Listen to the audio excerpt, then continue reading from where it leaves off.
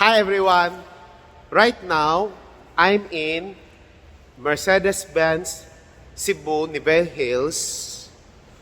We're going to tint this G-Wagon 2022 G-Wagon AMG line Night Series Edition. We're now preparing. We're putting covers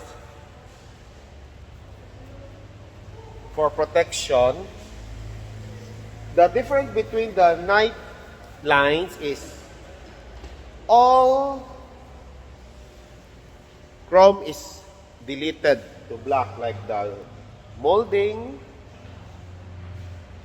the bumper, stopper, spare tire cover, and the interior, the sounds is upgraded to, let's ask the one of the owner here in Mercedes, my pre Edward Onglako.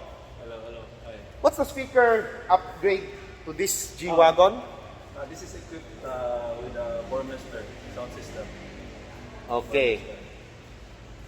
If you're interested to buy, please feel free to contact Edward Onglako.